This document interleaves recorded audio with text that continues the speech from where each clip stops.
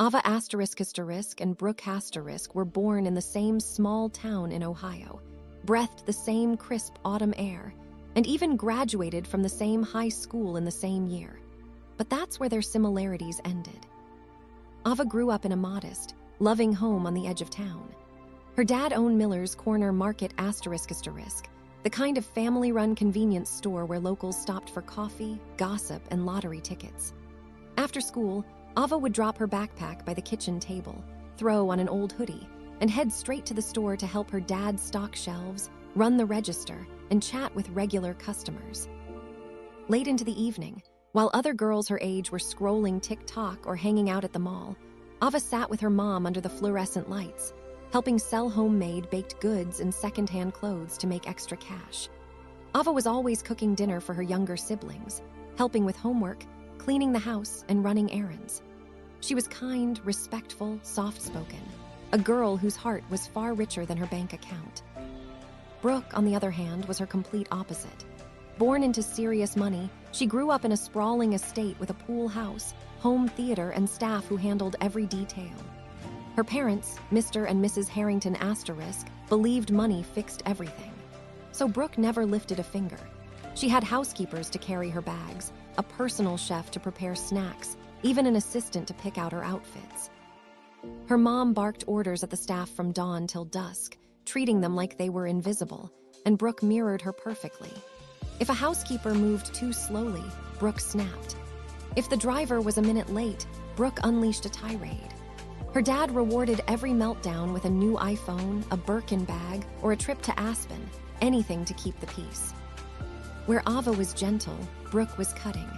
Where Ava was humble, Brooke was entitled. Where Ava worked hard, Brooke didn't even know where the vacuum was kept. But life, in one quiet twist, was already setting the stage for a reckoning neither girl saw coming. Months later, after SAT scores came back, college applications were submitted, and acceptance letters arrived, fate pulled the two girls from opposite worlds to the same elite private university. Preston University *** in Connecticut. University was supposed to be a fresh start, but for Ava, it felt like stepping into a different universe. She knew she didn't quite belong, not with her simple thrift store jeans, worn-in sneakers, and the canvas tote bag she used for her textbooks. Everywhere she looked, she saw students draped in luxury, Gucci backpacks, AirPods Max, parents who wired tuition without a second thought, girls climbing out of Range Rovers, guys sporting Rolexes that cost more than her dad's yearly revenue. It was a world designed for the privileged, and she was just trying to survive. Yet every time she felt out of place, she remembered her dad's words the day he helped her fill out the financial aid forms. "You're going to that school, Ava. Not because we're rich, but because I want you to see how the other half lives, learn what they learn, and become a woman who can stand tall anywhere." Those words kept her walking across campus every morning, heart racing, but determined not to let her dad down. Brooke's arrogance followed her to campus like designer perfume. With her Louis Vuitton bags, long acrylic nails, cloud-like scents, and practiced mean girl energy, Brooke acted like she owned the place. Her parents had raised her to believe money was everything, so she did. When she first noticed Ava, the girl with neat braids, simple sneakers, and a warm smile that put people at ease, Brooke felt threatened. Not because Ava had money, but because Ava had something money couldn't buy: grace, intelligence, and a kindness that drew people in naturally. Brooke hated it. She mocked Ava's clothes, laughed at her basic style, and rolled her eyes whenever Ava answered questions in class. "Miss Valedictorian," she'd sneer loudly, "you think grades are everything." But the truth was, Ava was brilliant. She aced every class, stayed top of the curve, became the professor's go-to student, and always had people asking for her notes. Brooke's grades, a disaster. The only reason she passed was because her dad quietly donated to the university every semester. That's how she moved up year after year, not by effort, but by checkbook. One sunny afternoon in junior year, everything shifted. A new transfer student joined their major, a quiet, kind-eyed guy named *Ethan*. He had asthma and always kept his inhaler tucked in his pocket like a lifeline. From the moment he saw Ava, the way she greeted everyone, sat up front in lectures, and answered questions with quiet confidence, he was hooked. His friends teased him. "Dude, chill. You don't even know her name yet." Ethan just smiled. "I will." Brooke watched it all with growing jealousy. For nearly 2 years, she'd secretly crushed on Ethan. His calm voice, gentle laugh, sharp mind. Even the way he handled his inhaler made her heart skip. But Ethan never noticed her. Not when she wore her most expensive perfume, not when she flipped her hair dramatically, not when she laughed too loudly at unfunny jokes. He only had eyes for Ava. That night, jealousy ate at Brooke. After months of watching Ethan gravitate toward Ava like a magnet, she finally opened Instagram, typed and deleted a dozen messages, then sent the one her pride had been fighting. "Ethan, I've liked you for a long time." His reply came quickly and shattered her. "Brooke, you seem nice, but I'm in love with Ava." She threw her phone across the room. Ava, always Ava. The next day, Brooke's heart burned like fire. She glared at Ava in the halls and shot Ethan dirty looks whenever he spoke. Her jealousy darkened into something ugly. Then came the day that changed everything. It was a hot afternoon in their senior year. Students were outside laughing and hanging out when Ethan suddenly staggered near the quad. He clutched his chest, gasping. His asthma attack was severe. His inhaler was in his backpack, back in the lecture hall. Brooke stood right there. Instead of helping, she slowly pulled out her phone and hit record. "Ethan," she said coldly, voice shaking with bitterness. "Where's Ava now? Isn't she the one you love? Let her come save you." Ethan's eyes widened in terror as he struggled to breathe. He tried to speak, but no sound came. Brooke stepped back, still filming. That's when Ava appeared, sprinting like her life depended on it. "Ethan." Ava dropped to her knees, frantically checking his pockets. He weakly pointed toward the building. Ava bolted, found the inhaler in his bag, raced back, pressed it into his mouth, and pumped it repeatedly until his breathing steadied. "Someone call 911, Ava shouted. Students rushed in, dialing emergency services.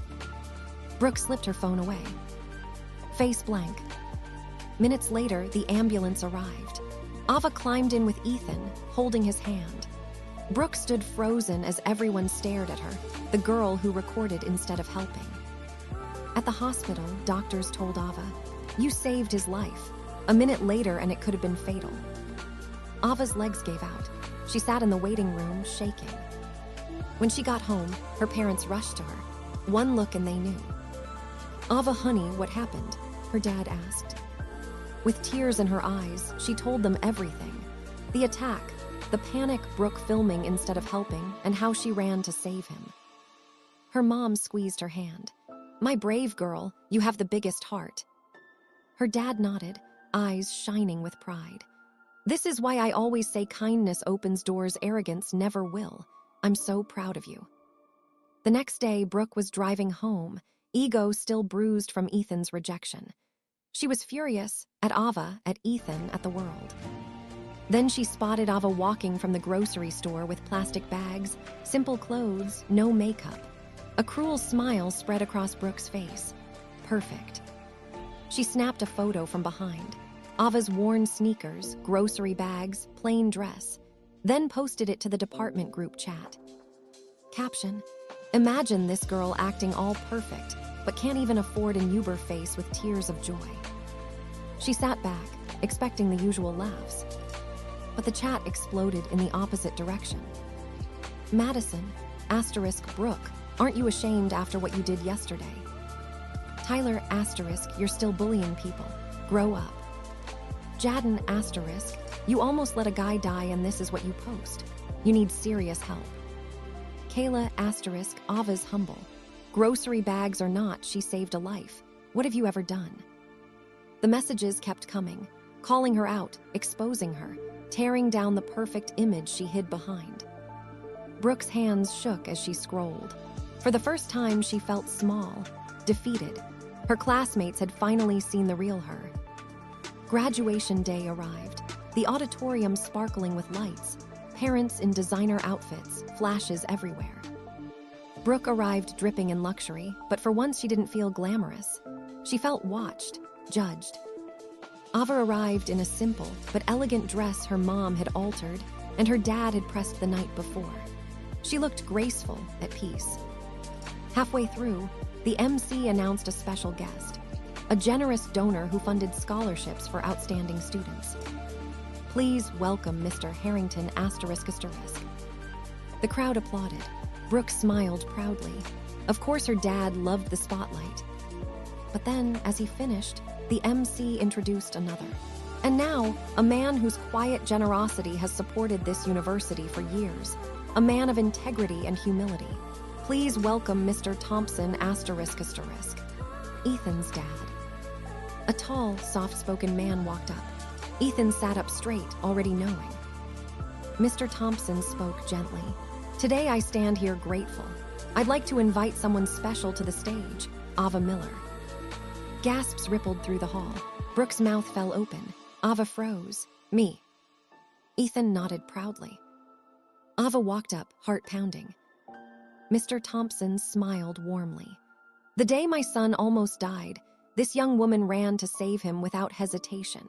For your courage, kindness, and character, I'd like to fully sponsor your master's degree at one of the top universities abroad. The room erupted. Standing ovation, cheers, tears. And when you finish, he added, there's a position waiting for you at my company, one of honor. Ava covered her mouth, crying tears of shock and gratitude. Brooke felt something new, inferior. No one looked at her gown. No one cared about her family name. All eyes were on Ava, the girl she'd mocked. Then, just as the ceremony wound down, campus police entered. The music stopped. Conversations died. The lead officer stepped forward. Sorry to interrupt, but we're here on official business. He scanned the room, then pointed to the VIP seats. Mr. Harrington, you're under arrest. Brooke screamed. Chaos erupted. As officers led her father out, Ava's mom stepped forward, eyes burning with decades of buried pain. Mr. Harrington, she said, voice steady, do you recognize me? The world froze. He looked, confusion, then panic, then shame. 23 years ago, Ava's mom continued, I was your family's housekeeper. You assaulted me. When I got pregnant, you denied it, called me a liar, and threw me out with nothing. Gasps everywhere. Brooke's mom staggered. What is she saying? And that child you abandoned, Ava's mom finished, is my daughter, Ava. Silence like ice. Brooke whispered, broken. So, Ava's my sister. Ava's knees buckled. Ethan caught her. Her stepdad stepped up. I raised her as my own because you threw her away. She's my daughter, not yours. Mr. Harrington bowed his head in defeat as the van doors closed. Months later, the courts found him guilty. Fraud, corruption, multiple assaults on former employees, including Ava's mom. His fortune was seized, properties sold, name ruined. Brooke and her mom lost the mansion, moving into a small apartment. Brooke sold her designer things just to get by. The girl who once mocked others now knew what it felt like to struggle. Meanwhile, Ava went abroad for her fully funded master. Ethan chose the same school to stay close. One night under campus lights, he took her hands. Ava, will you be my girlfriend? She smiled, shy and bright. Yes. A year later, Ava returned with honors and took her high-level position at Mr. Thompson's company. Soon after, Ethan proposed, kneeling in front of the family that truly loved her. She married the man who saw her heart first. She lifted her parents out of hardship. She never forgot her roots. The girl mocked for being poor became a woman admired for her character. One day, Brooke messaged Ava, "Can we meet?" They sat in a quiet coffee shop.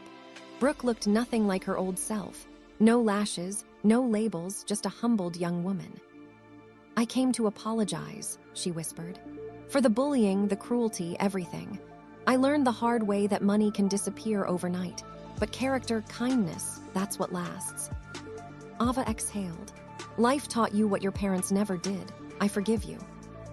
Brooke cried, relieved, ashamed, grateful. Later, Ava asked Ethan to give Brooke a junior role at the company. Everyone deserves a second chance. He agreed. Brooke started quietly, working hard, no entitlement, just determination. Over time, Ava noticed the change. Brooke was kinder, more patient. The staff loved her. One day, Ava called her in. "Brooke, you have a real gift for fashion. It lights you up. Ever thought of starting your own brand?" Brooke's eyes widened. "My own brand?" "Yes, Ethan and I will help, funding, space, everything." That's how Brooke Luck's 8-layer *** was born. A fashion line built on elegance, creativity, and hard-earned humility. Within a year, it took off. Celebrities wore her pieces.